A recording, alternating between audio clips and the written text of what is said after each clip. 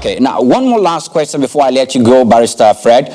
Now, the Yoruba's traditional and political leaders met over the weekend to talk about the rejigging and restructuring of the Nigerian security architecture. They equally called on the president of the country to implement the 2014 national conference that was carried out by the political party that was in power during that period. Now, what did you say? Because before then, the northern governors and the traditional rulers equally came, had a meeting in Kaduna State and said that the hashtag Endpolice Brutality and hashtag SARS protest was a ploy to change of regime in the country. What's your take on that?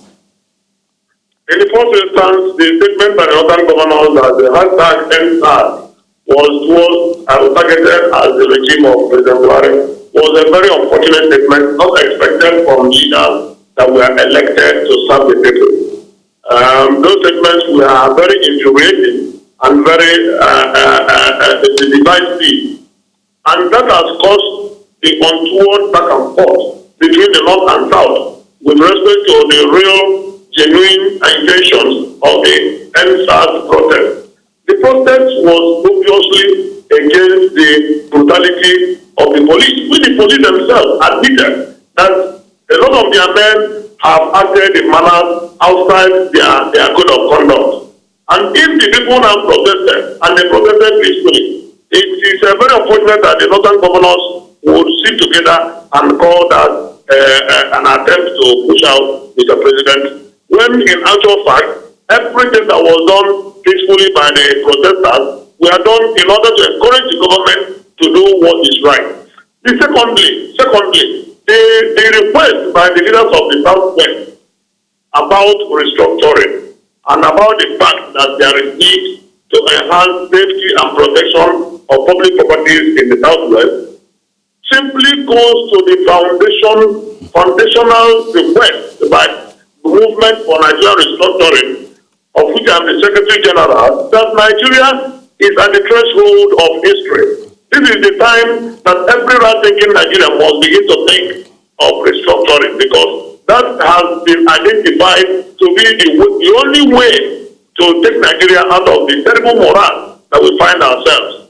The restructuring will handle the issue of the security architecture that everybody is talking about by way of the state and county police, so that the so-called community policing will have meaning and have both in principle and in practice.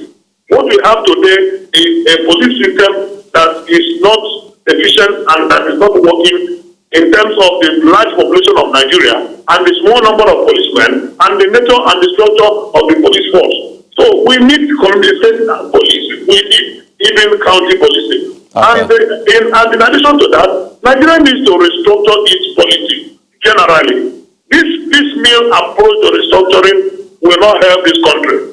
And that is why the leaders of the Southwest have asked the government to go back to the 2014 National Conference, because a lot of the issues discussed and harmonized at that conference are things that have been identified that will move Nigeria forward. Okay. I do not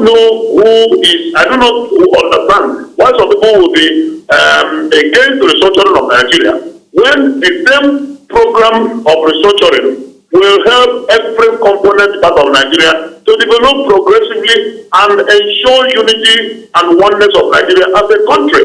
Okay. Our unity and diversity cannot be undermined.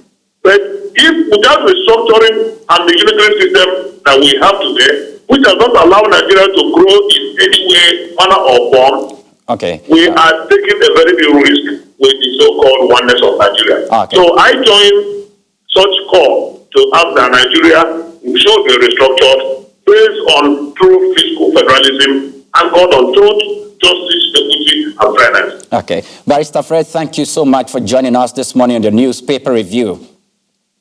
Many thanks. Thank you.